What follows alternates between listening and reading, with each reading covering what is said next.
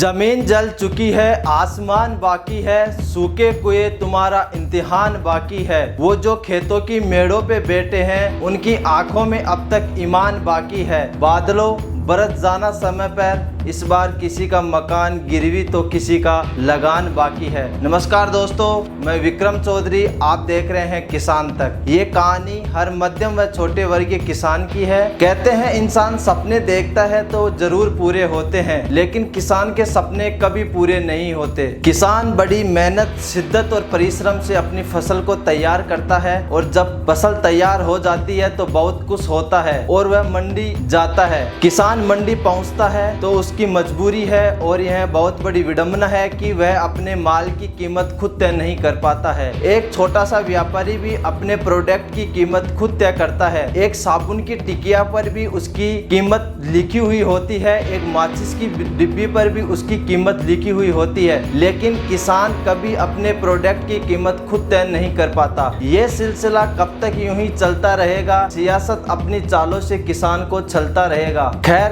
माल बिक जाता है, कीमत किसान के अनुरूप नहीं मिलती है। जब किसान फसल को बेचकर उसके हाथों में पैसे लेता है तो हिसाब लगाता है कि इसमें से अभी दवाई वाले को पैसा देना है, खाद वाले को पैसा देना है, मजदूर को पैसा देना है, अरे हाँ, बिजली बिल भी तो जमा कराना है। वो शान से चल नहीं पा रहा, चल रहा गर्दन झुकाते झुकाते। मेरा देश का किसान परेशान है, कर्ज की किस्तें चुकाते चुकाते। सारा हिसाब लगाने के बाद उसके पास कुछ नहीं बचता और वह मायूस होकर घर की ओर लौट जाता है। फिर एक नई सुबह, एक नई उम्मीद के साथ पूरा परिवार उसी खेती में लग जाता है। तन के कपड़े भी फट जाते हैं, तब जाके एक फसल लहलाती है और लोग कहते हैं कि किसान के जिस्म से पसीने की बदबू आती है। ये कहानी हर छोटे व मध्यम वर्ग किसान की है और यह हर साल और हर बार दोहराई जाती है। चीर के जमीन में उम्मीद बोता हूँ, मैं किसान हूँ, चैन की नींद कहाँ सोता हूँ। हम ये नहीं कहते कि फसल के दाम कभी नहीं मिलते, लेकिन जब जब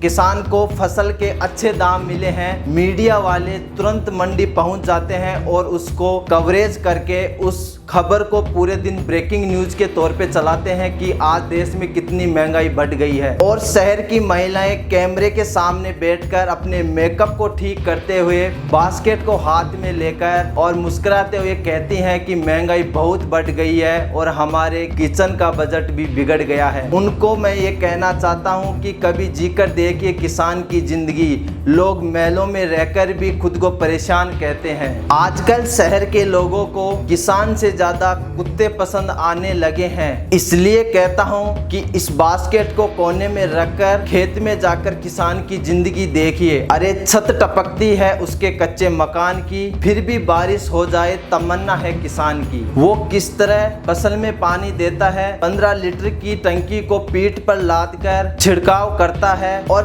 20 किलो की तगाड़ी को उठाकर खेत में घूम घूम कर खाद देता है। अघोषित बिजली कटौती के चलते रात भर बिजली चालू होने के इंतजार में जागता है। चिलचिलाती धूप में सिर का पसीना पैर तक बहता है। जहरीले जंतुओं का डर होते हुए भी नंगे पांव खेत में घूमता है। जिस दिन आप ये वास्तविकता अपनी आंखों से देख लेंगे, उस दिन आपके किचन में रखी फल, सब्जी, दूध, मसाले, दाल, सब चीज आपको सस्ती लगने लग जाएगी। और दोस्तों, मैं आपको अंत में यही कहना चाहता हूं कि मर रहा सीमा पर जवान और खेतों में किसान, इस दुखी मन से कैसे कह दूं मेरा भारत महान। धन्यवाद दोस्तों। अगर आपको ये वीडियो पसंद आया तो इसको लाइक कीजिए और शेयर करना ना भूलिए। और हाँ, आपको एग्रीकल्चर से रिलेटेड कोई भी जानकारी चाहिए तो हमारी वेबसाइट www.agrotutorial.com पर जाकर विजिट कर सकते हैं। इसका लिंक आपको डिस्क्रिप्शन में मिल जाएगा।